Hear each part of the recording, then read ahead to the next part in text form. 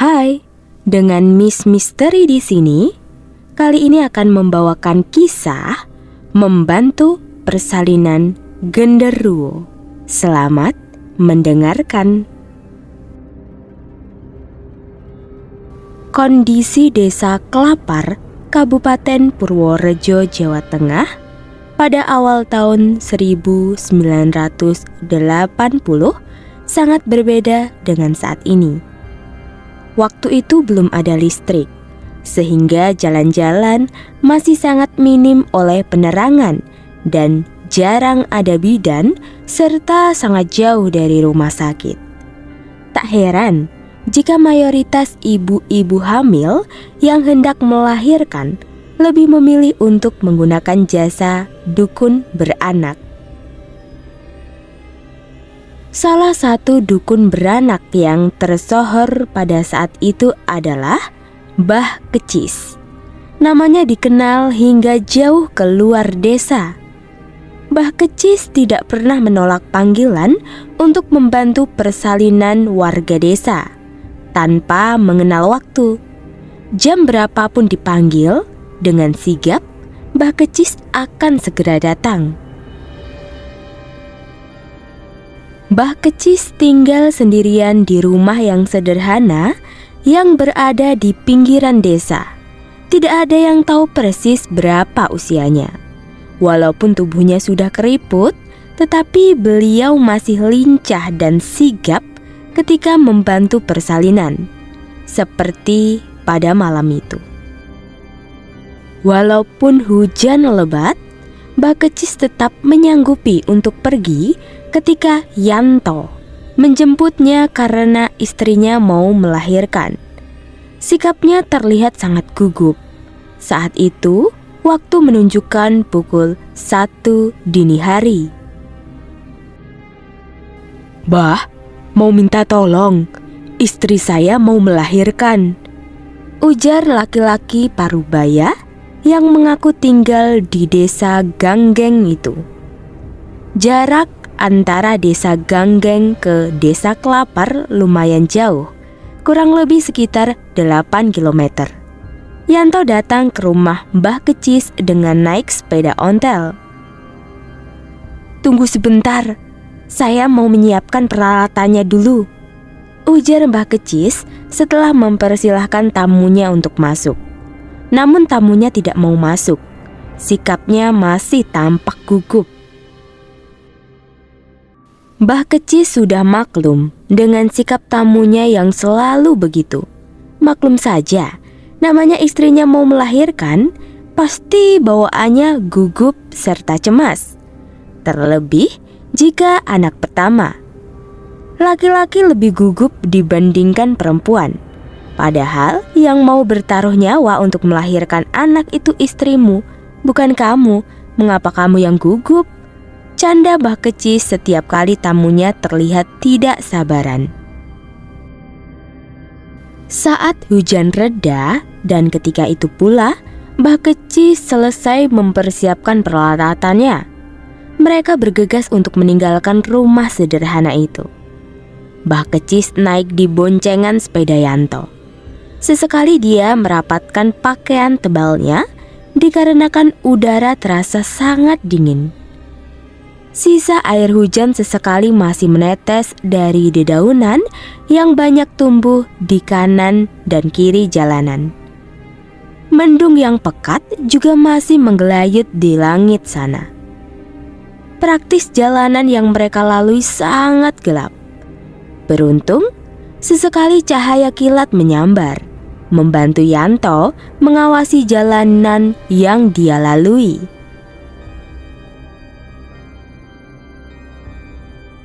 Setelah beberapa meter meninggalkan rumah Mbah Kecis, Mbah Kecis merasa ada sesuatu yang ganjal. Laju sepeda ontel yang dia naiki terasa begitu cepat dan sangat mulus. Padahal ia sangat tahu bahwa kondisi jalan di desanya sangat buruk.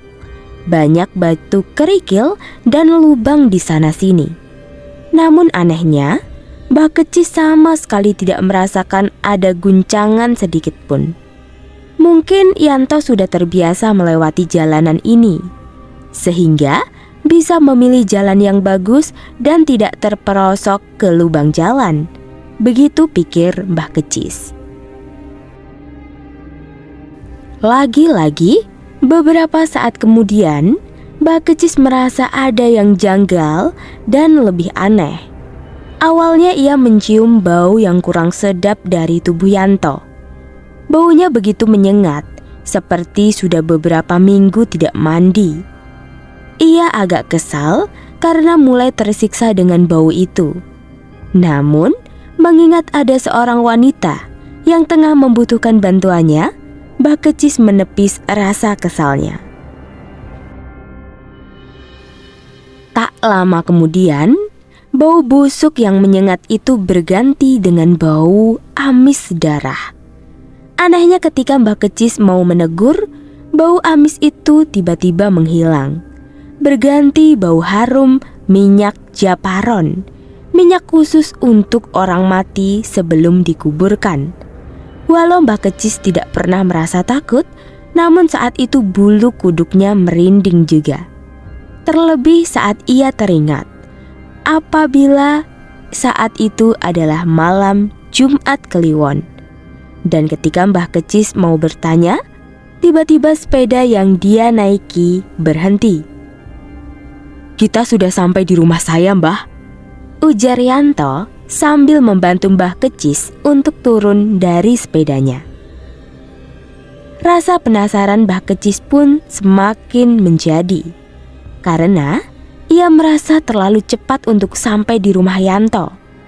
Desa Ganggeng cukup jauh, sehingga tidak mungkin bisa ditempuh dengan waktu yang secepat itu. Apalagi dengan sepeda ontel. Masa hanya membutuhkan waktu 10 menit sudah sampai, pikir Mbah Kecis dalam hati. Rasanya ia baru saja menaikinya dan tiba-tiba sudah sampai saja. "Mari masuk, Mbah," ajak Yanto. Masih dengan balutan rasa heran, Mbah Kecis masuk ke dalam rumah. Sesekali ia tidak mampu lagi menutup keheranannya. Walau rumahnya tergolong bagus dan terang, tapi dia tidak terlihat ada tetangga atau kerabat yang menjenguk atau menunggui istri Yanto. Berdasarkan pengalamannya selama kurang lebih 15 tahun menjadi dukun beranak, setiap ada yang hendak melahirkan, pasti sudah ada tetangga atau sanak saudara yang berkumpul untuk membantu atau hanya sekedar untuk menjenguk. "Tidak ada yang menungguinya?" tanya Mbah Kecis. "Rumah di sini letaknya berjauhan, Mbah," sahut Yanto. "Lagi pula, tadi kerasanya sudah malam, jadi belum ada tetangga yang tahu. Gak enak rasanya untuk membangunkan tetangga," sambungnya. Mbah Kecis manggut-manggut saja, walau hatinya tetap penasaran. Dia lalu masuk ke kamar di mana istri Yanto sudah berbaring dengan posisi siap untuk melahirkan. Segera, Mbah Kecis mengeluarkan beberapa peralatan dan segera membantu persalinan istri Yanto. Sepanjang proses persalinan, istri Yanto sama sekali tidak berbicara. Hanya sesekali mengeluarkan erangan kecil. Raut wajahnya juga sama sekali tidak mengekspresikan kesakitan ataupun ekspresi sewajarnya orang yang sedang melahirkan. Datar-datar saja. Ini manusia atau bukan sih? Batin Mbah Kecis bertanya-tanya. "Bagaimana rasanya? Mulus-mulusnya sejak kapan?" tanya Mbah Kecis.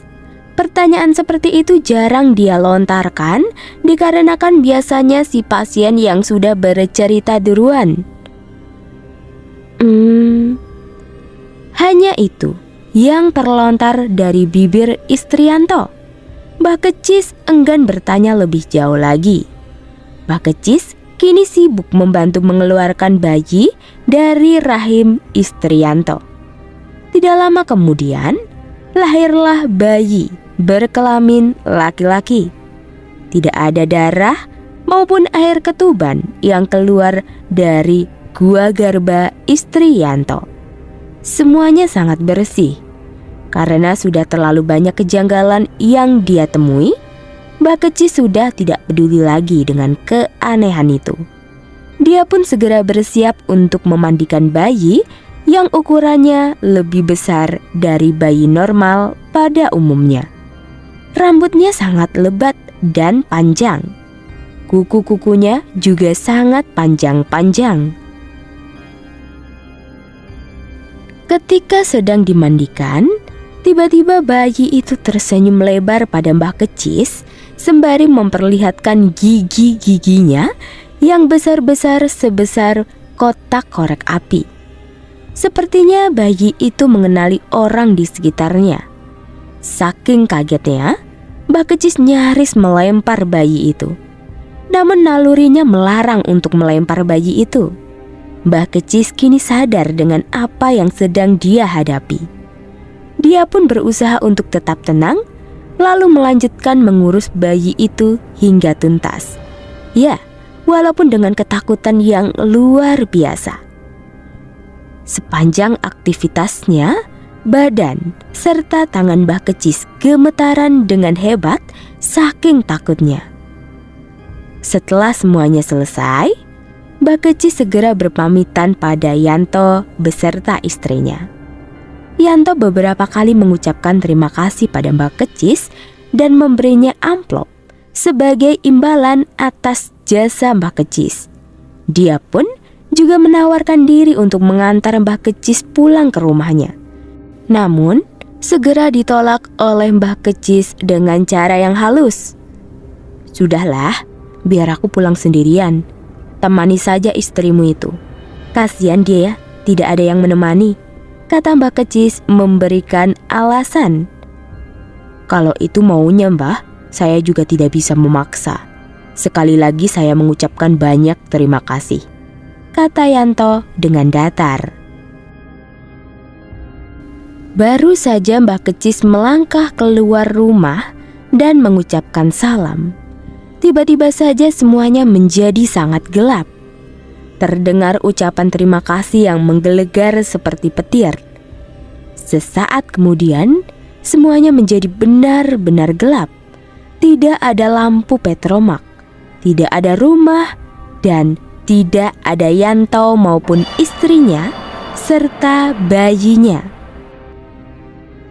Kini, yang terdengar hanya bunyi jangkrik serta suara burung hantu.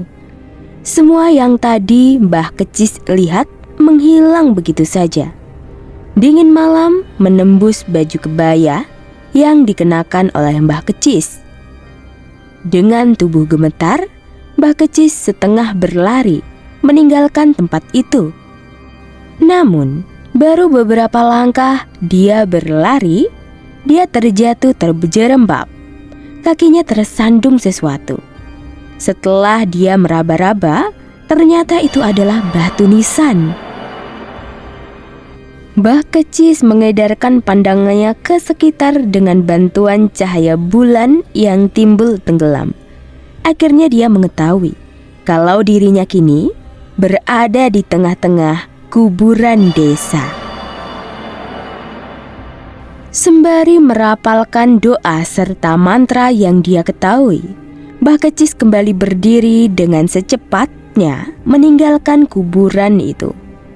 Beberapa kali kakinya terantuk batu nisan, namun ia sudah tidak bisa menghiraukannya lagi.